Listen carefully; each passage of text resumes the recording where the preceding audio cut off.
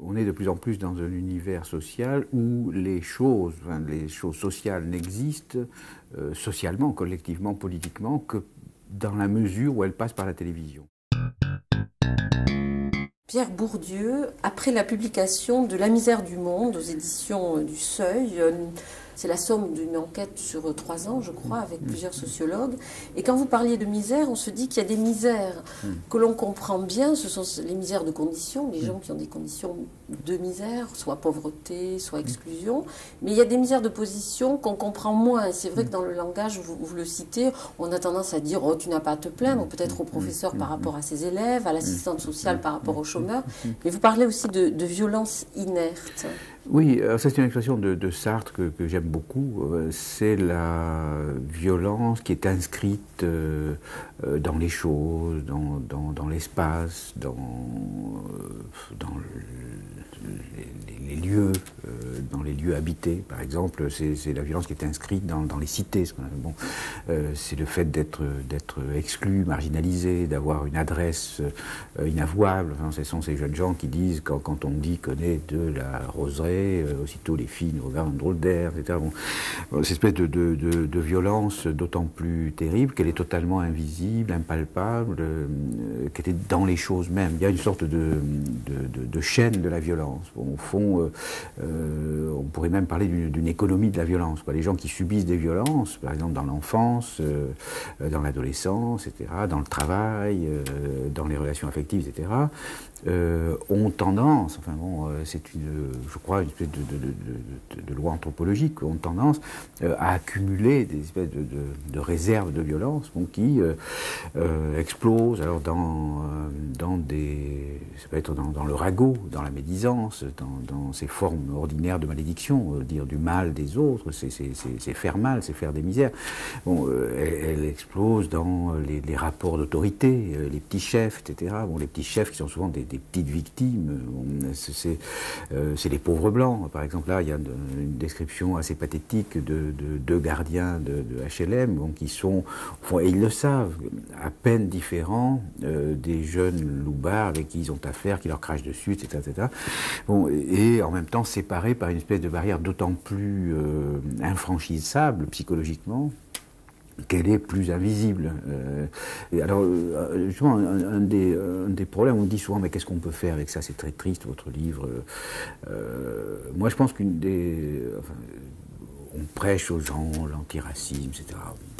C'est bien joli. Comme disent les gens de la base, ils disent, je voudrais des ivoires. Et venez y habiter. Oui, venez y habiter, je voudrais des ivoires. Bon.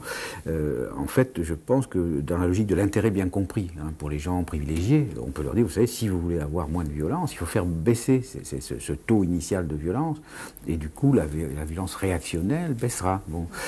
Ça, je crois que c'est tout à fait fondamental. Il y a une économie du bonheur, bon, et du malheur. Bon, et voilà. Les journalistes sont très critiqués aussi dans ce livre, et souvent à juste titre. Je voudrais juste citer ceci. Vous dites « L'entretien a créé une situation d'exception qui leur a permis, à ceux qui étaient enquêtés donc, qui leur a permis de révéler ce qu'ils seraient sans doute plus souvent et plus complètement si le monde était autrement avec eux. » C'est un petit peu le sentiment que dans Sagacité, nous avons, au terme de presque 2 ans d'émission, nous avons rencontré des gens avec moins de temps que les sociologues peut-être y passent, avec plus de temps que certains journalistes ne peuvent y consacrer. Donc j'aimerais que vous regardiez quelques-uns de ces témoignages pour essayer de voir de quelle manière on peut témoigner en essayant de ne pas épingler comme vous le dites. Je suis arrivé d'Algérie en 1966. Bon, j'ai cherché du travail, j'ai trouvé du travail. Puis je me suis marié. Puis là, j'ai 6 enfants. Je fais tout ce que je peux pour eux. Je travaille sans arrêt, 12 mois sur 12 pour mes enfants. J'attends beaucoup de l'école, bien sûr. C'est quand même l'avenir de mes enfants qui est en jeu à l'école. Si on ne fait rien pour eux, leur vie elle est fichue. Ils seront comme moi. Les enfants, quand ils arrivent à l'école, sont considérés comme des cas sociaux. Et le problème vient de là. Évidemment, pour les cas sociaux, on n'est pas obligé de faire grand effort. Et pour moi, il n'y en a pas un qui a le niveau du CM2. On les envoie au lycée ou au collège En 6e, il n'y en a pas un qui sait faire une dictée ou une addition correctement. Alors, d'où le problème vient, je pense que c'est les instituteurs, c'est pas les enfants, c'est pas tous quand même, ils sont pas tous des abrutis, ces enfants-là. Notre seul espoir, à nous ici, c'est le cours de soutien, parce qu'on s'est aperçu que les enfants qui suivent régulièrement les cours de soutien, déjà dans leur carnet, ça se voit. Sabrina, elle ne savait pas lire du tout, elle savait à peine écrire, et aussi incroyable que cela puisse paraître, elle va au cours de soutien, 1 heure après, elle revient et elle savait lire. Non mais attends, pour l'instant je te souligne les fautes. À toi d'essayer de trouver, dès que tu penses que tu les as résolues, tu m'appelles. D'accord? Ouais. J'en ai une après qui s'est répétée. Le contrat, c'est que l'enfant essaye de faire les devoirs et que nous, on est là pour le pousser simplement. Pour lui fournir peut-être le soutien qui lui manque peut-être chez lui, quoi. Théoriquement, c'est pas notre boulot. Je veux dire par là. Bon, ok, on est gentil, on est bénévole, etc. Mais théoriquement, c'est pas notre rôle. Je veux dire, en plus, certains pourraient nous reprocher de n'avoir aucune prédisposition pour faire ça parce qu'on ne peut pas aborder les problèmes de l'échec scolaire comme ça. Mais nous, notre réponse, c'est qu'il y a urgence. Il y a plus grand monde dans cet immeuble, tout est muré là. Oui, la plupart des appartements sont murés.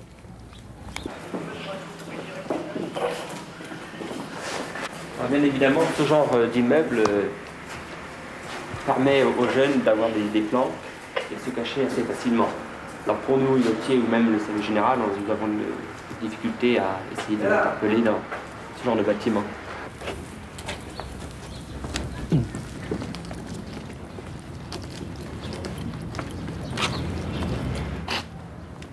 Pourquoi vous avez regardé en l'air quand vous êtes sorti de l'immeuble? En règle générale, c'est par mesure de sécurité. Hein. Souvent, les jeunes, quand ils nous voient dans les immeubles, comme ça, ils attendent que l'on sorte.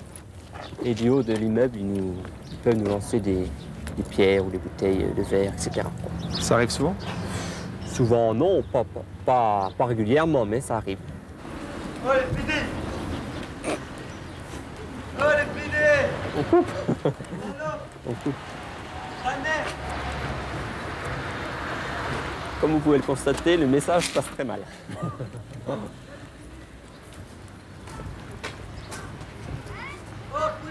Il nous arrive quand même d'avoir quelques relations avec certains jeunes. Hein. Surtout en dehors de la cité quand même.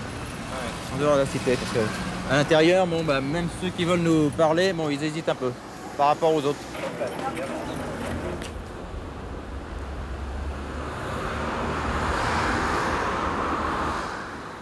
Non, il ne faut pas rentrer, tout est sale. On n'a pas d'eau depuis 6 ans. Ah, bah, Vous avez comment? Pas d'eau depuis 6 ans. Et vous avez demandé à être relogé? Ah bah oui. On a le demande depuis longtemps. Enfin, je sais pas. Pourquoi on n'a pas le droit comme tout le monde? Bah oui. Pourquoi? Pourquoi on n'a même pas le droit de laver nos affaires? On ne peut pas voir les gens, personne qui vient chez nous. Même les enfants, ils sont comme des handicapés ici. On peut payer notre loyer. On peut payer notre loyer. Ils disent les gens... comment ils disent il faut s'intégrer. Comment on peut intégrer? Mes filles, ils travaillent au lycée, l'autre au lycée. Ils veulent inviter les amis. Ils ne peuvent pas. Quand il pleut, il vient quand il pleut. Les murs, l'eau qui sort. Ouais, c'est terrible. Ça sent mauvais. Tu ne peux pas rester. Pourquoi il n'y en a pas de logement ici? Alors, on ne demande pas un palace ou un château. Moi, je demande même une pièce, je reste pas ici. Une pièce, si vous me donnez une pièce avec un douche, là, je l'accepte. Je viens pour l'annonce que vous avez faite. Oui, on embauche des jeunes. Mais malheureusement, il y a un problème avec des jeunes de couleur, ils n'embauchent pas. Est-ce que vous pensez qu'il y a quelque chose qui ne va pas dans cette scène? Ouais, ok. Je vous propose qu'on reprenne la scène depuis le début. Et quand vous pensez qu'il faut faire autrement, vous dites stop et vous venez proposer votre idée. On peut dire ce qu'on pense. Pour une fois qu'il y a quelque chose sur l'Argonne, on peut dire notre avis. Il faut en profiter. Quand tu veux, vas-y. Comment ça, vous embauchez pas de gens de couleur? Alors, sous prétexte que Carrefour vous a dit qu'elle n'embauchait pas de couleur, vous vous laissez faire comme ça? C'est Carrefour qui décide, c'est pas moi. Ben écoutez, j'aimerais bien directement traiter la question avec Carrefour, si c'est possible. Jean-Paul, tu veux bien faire Carrefour? Directeur? Ouais. Tu voulais rencontrer quelqu'un à Carrefour? Alors, tu te déplaces directement pour rencontrer le directeur. Bon, bah écoute, vas-y. Le théâtre forum et le théâtre de l'opinion en général a un objectif de transformation. On ne prend pas la réalité pour la restituer. On prend la réalité et les problèmes qui se posent dans la réalité avec une perspective de transformation. Qu'est-ce qui peut être changé ici et maintenant? Arbitrairement, on m'a dit qu'on ne voulait pas m'embaucher sans connaître mes capacités, sans connaître mes antécédents, sous prétexte que j'étais de couleur. Alors j'aurais aimé savoir pourquoi cette décision de la part de Carrefour. Oh, écoutez, vous me gênez là. Vous devez bien savoir pourquoi quand même. Et vous croyez que moi ça ne me gêne pas de ne pas avoir de travail? Bon, d'abord, je ne voudrais pas dire, mais la nuit, le nettoyage, hein, vous êtes dans les magasins, il y a du matériel, tout ça. Moi, j'ai pas envie que... Si c'est ça, je veux bien que vous me fouillez à la sortie. Ah, t'acceptes d'être fouillé à la sortie? Pourquoi pas? Si vous avez pas confiance. T'as pas beaucoup d'amour-propre, hein? C'est comme ça? Celui qui était raciste. Et moi, je montrais qu'il n'était pas aussi fort que moi en disant ça. Beaucoup de personnes vont m'entendre et vont essayer aussi de faire comme moi, suivre l'exemple. Allez, vous m'aidez là à mettre cette table? Ouais. Allez. Ah là là. Bon, allez. Théo7, c'est une maison de chômeuses et de chômeurs qui a été créée il y a 10 ans et qui est un lieu d'accueil où viennent les gens pour travailler à trouver du travail. Le but, c'est réellement de donner à ces gens l'occasion, pour leur recherche d'emploi, d'avoir des moyens de le faire, c'est-à-dire de la photocopie gratuite, du téléphone gratuit, des CV on peut à Théo7 venir faire son CV. On peut discuter avec des copains, dire tiens moi j'ai fait ça, mon CV je le présente comme ça, comment c'est, une lettre d'embauche, comment tu fais, les motivations, comment tu les écris. Donc les gens peuvent entre eux venir ici, avoir de la convivialité, parler entre eux, discuter, rompre l'isolement dans lequel le chômage nous met automatiquement. Ah, il faut du citron. Ben, tous les jeudis, on prépare un repas hein, pour les chômeurs, les gens qui viennent manger. Il y a différentes personnes qui viennent. Tous les jeudis, on fait ça. Je suis arrivée au mois d'avril. J'étais très démoralisée parce que ça faisait plus de 3 ans que je cherchais un emploi fixe. Et bon, ben, on n'a plus envie de trouver, on n'a plus envie de se battre. Donc, on arrive ici avec des gens qui ont le même problème. Donc, on se sent... on ne se sent pas rejeté par le reste de la société. On est avec des gens qui ont le même statut social et donc bon, ben on s'entraide, on se donne du punch, trucs comme ça, quoi. Alors on a décidé aujourd'hui que les femmes restent à table et parlent politique et foot, et c'est les mecs qui font la vaisselle. À la NPE, c'est, je sais pas, c'est impersonnel. Je me demande même si les agents qui travaillent à la NPE nous prennent pour des êtres humains, quoi. Enfin, c'est toujours pareil, on se sent toujours rejeté par les gens qui travaillent. C'est grâce à Théo7 que vous avez pu trouver quelque chose? Ah oui, ça m'a donné du courage. Je suis repartie du bon pied. Vous avez trouvé quoi? J'ai fait la plonge dans un restaurant. Pierre Bourdieu, on vient de voir quelques petits extraits d'émissions que nous avons faites et comment la société peut intégrer les médias de manière à ce que les médias soient utiles. Et dans les banlieues, on voit qu'avec le débat qui a lieu en ce moment, c'est très important. C'est-à-dire témoigner, faire des constats et en même temps dépasser juste le voyeurisme. Bon, ça va être très difficile. Vous avez dit très justement que on est de plus en plus dans un univers social où les choses sociales n'existent socialement, collectivement, politiquement, que dans la mesure où elles passent par la télévision. Comme si la télévision était devenue le miroir sélectif dans lequel la société se voit. Quelque chose qui ne se voit pas à la télévision n'existe pas.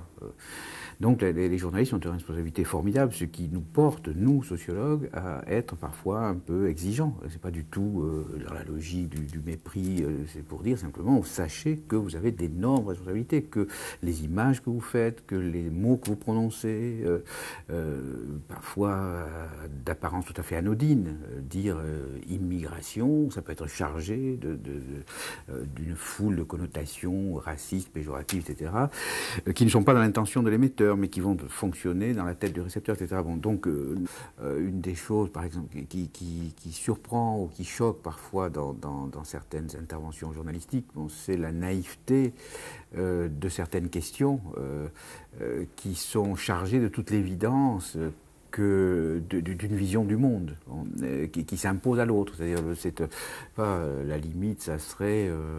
bon, nous donnons des exemples, là, ça ne va pas paraître méchant, mais c'est pour faire comprendre que ce n'est pas si facile de faire ce que nous avons fait. Mais enfin, pourquoi n'avez-vous pas de travail oui. C'est un chômeur comme si, tacitement, il faisait exprès. Bon, voilà. Et des monstruosités de ce genre, on en entend à tous les moments.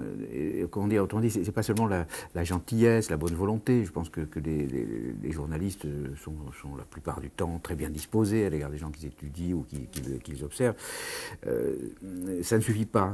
La bienveillance donne une espèce de paternalisme populiste, etc. Il faut une véritable connaissance abstraite et concrète de ce que sont les gens, de ce qui... Alors, dans les responsabilité, hein, je mets des guillemets, il y a la démission de l'État tout de même, oui. Et qui est source de souffrance oui. chez les employés de l'État. Oui. Et oui. C'est une sorte de plaidoyer du service public. Et vous semblez oui. dire, je sais bien que les sociologues ne sont pas là pour proposer oui. des solutions, mais tout de même, on a envie, quand on voit tout ça, de se dire, au moins faites des propositions.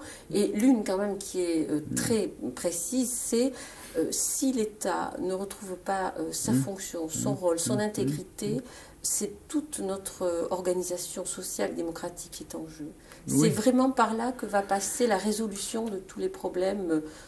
Oui, on voit à tout moment des gens qui sont invités à faire des choses par des institutions qui ne leur donnent pas les moyens de les faire ou qui même leur interdisent de les faire. Autrement dit, on voit des gens qui sont en situation de double contrainte, comme dit Bateson, c'est-à-dire on leur dit tu fais ça et si tu le fais tu es puni. Ou si tu le fais, ou tu n'as pas les moyens de le faire. Fais quelque chose que tu ne peux pas faire ou fais quelque chose qui entraînera des sanctions négatives. Alors, et ça, on voit ça tout le temps. Dans les quartiers difficiles, il y a des espèces de saints laïcs, enfin des héros de notre temps, des gens qui font croire à l'humanité, au point parfois qu'on se dit, mais enfin, comment peuvent-ils tenir, où puissent-ils les ressources morales, etc. Bon.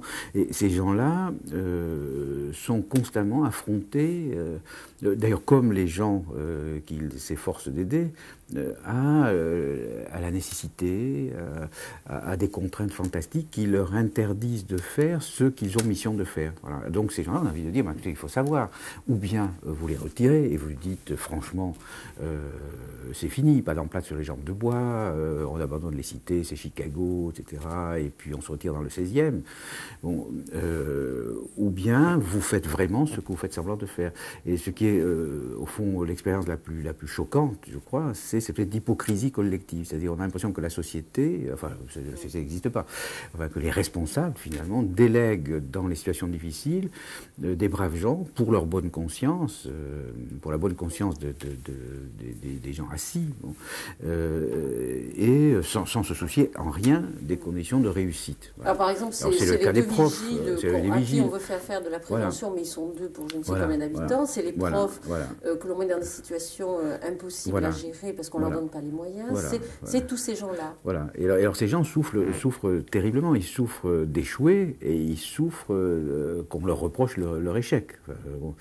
Parce qu'en fait, c'est le cas, par exemple, des profs qui aujourd'hui sont globalement très malheureux, surtout lorsqu'ils sont de gauche, surtout lorsqu'ils ont des intentions généreuses. C'est le cas de ce principal de collège extraordinaire qui dit on me fait faire le contraire de ce pourquoi on m'a embauché finalement. Bon, ces gens-là souffrent beaucoup parce que donc ils sont en quelque sorte condamnés à échouer et condamnés parce qu'ils échouent. Alors, ça c'est quand même beaucoup. J'ai le sentiment qu'il y a des gens à qui il est difficile de donner la parole et pourtant vous prouvez dans le livre, et c'est ça qui est merveilleux et qui nous remet en question, qu'il faut aussi les entendre. C'est par exemple les gens qu'on pourrait définir de manière comme ça un peu lapidaire, racistes, d'extrême droite, et c'est vrai qu'on se dit qu'est-ce qu'il faut faire, les faire parler et recevoir après ce qu'on nous a dit souvent aux médias, vous êtes responsable de la montée de l'extrême droite en France, ou les ignorer. Que faut-il faire? Oui, là, il y a d'abord une différence considérable. Enfin, quand De Virieu donne la parole à Le Pen, c'est-à-dire un porte-parole qui exploite finalement la souffrance et toutes ces choses enfin, que nous avons essayé de dire dans le livre pour exalter le racisme, exciter au racisme, etc. C'est tout autre chose que d'écouter ces gens dont on exploite la souffrance pour leur faire dire leur souffrance et aussi les conditions qui ont engendré cette souffrance. Parce que le travail principal que nous faisons et ce qui distingue ce que nous faisons du travail de beaucoup de journalistes et aussi de beaucoup de sociologues, c'est que nous nous efforçons chaque fois de donner ce que les gens disent, ou ce qu'ils font, ou ce qu'ils pensent, etc., avec, autant que c'est possible humainement, hein, les conditions qui font qu'ils pensent ce qu'ils pensent et qu'ils font ce qu'ils font.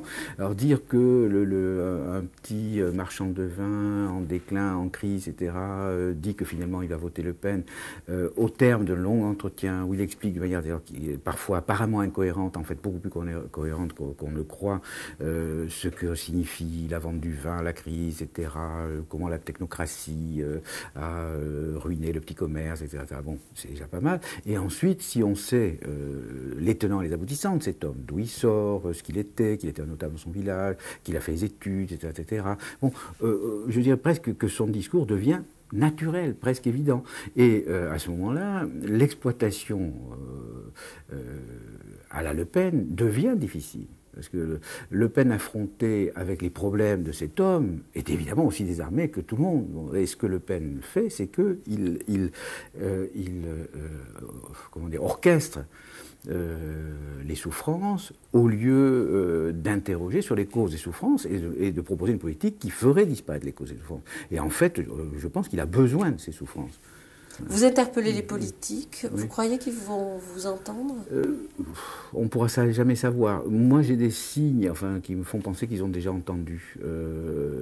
Par exemple pour de mauvaises raisons. Par exemple, voilà, il se trouve que ce livre a un très très grand succès de vente, ce qui était mon souhait, alors vraiment parce que je pense que c'est un livre militant, dont je voulais qu'il soit lu par beaucoup de gens, parce que je pense que sa lecture peut changer la façon de voir le monde.